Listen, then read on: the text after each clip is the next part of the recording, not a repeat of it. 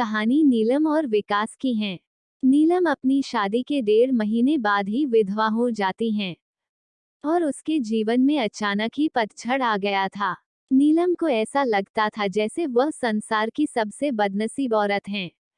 उसकी आंखों के आगे उसका अंधेरे जैसा भविष्य हमेशा घूमता रहता था। नीलम के घर में सिर्फ उसकी बूढ़ी माँ थी और नीलम के पति के गुजरने के बाद नीलम के पिता भी इस दुख में गुजर जाते हैं। एक बड़ा भाई था लेकिन वो तो सबसे मुंह मोड़कर अपनी पत्नी को लेकर कहीं और रहने चला जाता है। इसलिए अब नीलम को लगता था कि जिंदगी में कभी भी खुशी उसके दरवाजे पर दस्तक नहीं देगी। इधर विकास की बात करते हैं। विकास की शादी 2 साल तक तो अच्छी चल रही थी, लेकिन फिर उसकी पत्नी का किसी और के साथ चक्कर चलने लगा और वो उस दूसरे आदमी के साथ खुलेआम अय्याशी करने लगी। फिर कुछ ही दिनों में उसने विकास को तलाक देकर दूसरे आदमी से शादी कर ली। विकास अपनी पत्नी से बहुत प्यार करता था, लेकिन तलाक होने के बाद वह अपनी पत्नी के बिना बिल्कुल ही अकेला सा हो गया और अपनी सुनसान वीरान जिंदगी अकेला ही काटने लगा। वह नहीं जानता था कि अब उसका भविष्य कैसा होगा। कभी वह फिर किसी से शादी कर पाएगा या नहीं। तभी एक दिन नीलम और विकास दोनों ही किसी की शादी की सालगिरह में जाते हैं। नीलम की एक सहेली विकास को जानती थी और उसी ने ही उन दोनों को मिलवाया। विधवा और तलाकशुदा लड़का। विकास से मिलकर नीलम को अच्छा नहीं लगा, क्योंकि विकास अपनी पत्नी के बारे में नेगेटिव बातें कर रहा था और यह सुनकर नीलम को विकास पर गुस्सा आ रहा था कि वह औरत के बारे में इतना गलत कैसे बोल सकता है। लेकिन बाद में उसकी सहेली मंजू ने बताया कि विकास कितना दुखी लड़का है, वह अच्छे खासे पैसे कमाता है और उसके परिवार वाले भी बिल्कुल सीधे हैं। लेकिन फिर भी उसकी पत्नी ने दूसरे मर्द के चक्कर में इस बेचारे को धोखा दे दिया और अब विकास दिन रात रोता ही रहता है। ये सुनकर नीलम का दिल भर आया। वह मन में सोचने लगी कि एक शरीफ लड़के को मैं बिना मतलब ही बुरा समझ रही थी। तो उसी दिन से नीलम के मन में विकास के लिए एक प्रेम सा जाग गया।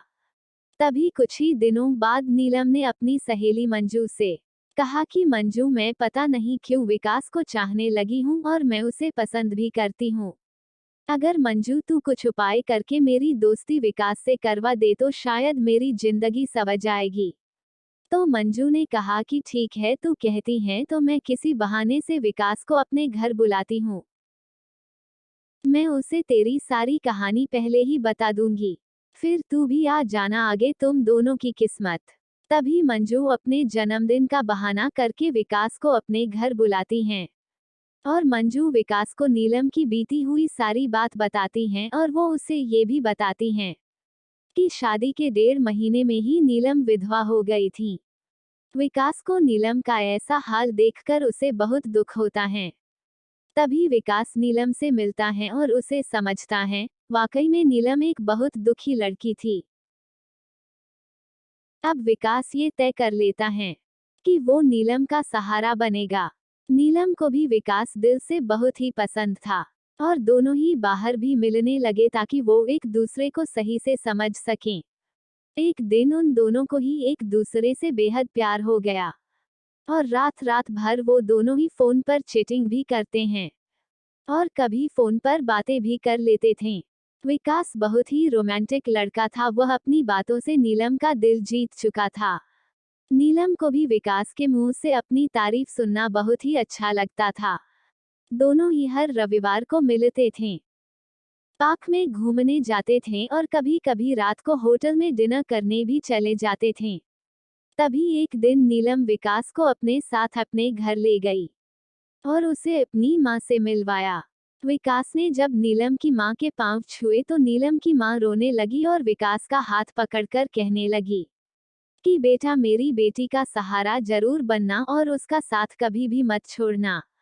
मेरे सिवा इसका कोई भी नहीं, अब मेरा भी कोई पता नहीं कब उस भगवान का बुलावा आ जाए। अगर मैं मर गई तो मेरी जवान लड़की का क्या होगा। ये सुनकर विकास की भी आंखों में आंसू आ गए और नीलम भी खूब रोने लगी। तभी विकास ने कहा कि मांजी, आप बिल्कुल चिंता न करें, नीलम का मैं मरते दम तक साथ नहीं छोड़ूंगा और आपको भी कुछ नहीं होगा। और आपकी बेटी का मैं जिंदगी भर ही ख्याल रखूंगा। ये सुनकर नीलम की माँ और नीलम को बहुत ही अच्छा लगा और नीलम विकास का हाथ अपने गालों पर लगाकर रोती हैं। तभी एक दिन दोनों ही पार्क में बैठे थे तो नीलम ने कहा कि विकास, तुम अपने घर वालों से मुझको कब मिलवाओगे।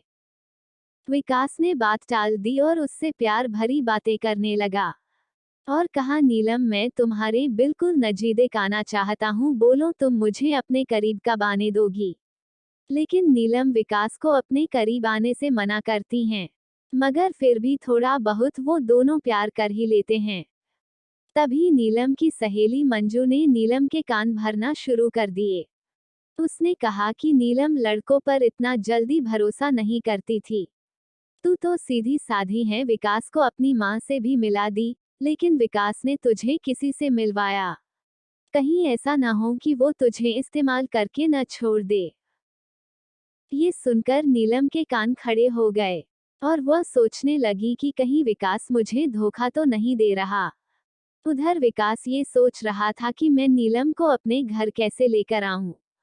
मेरा घर बिल्कुल छोटा सा है और मैं उसे अभी नहीं बताऊंगा कि उसके लिए मैंने एक घर बुक कर लिया है और 50,000 जमा भी करवा दिए हैं और बाकी की मैं बैंक से किश्त बनवा लूंगा।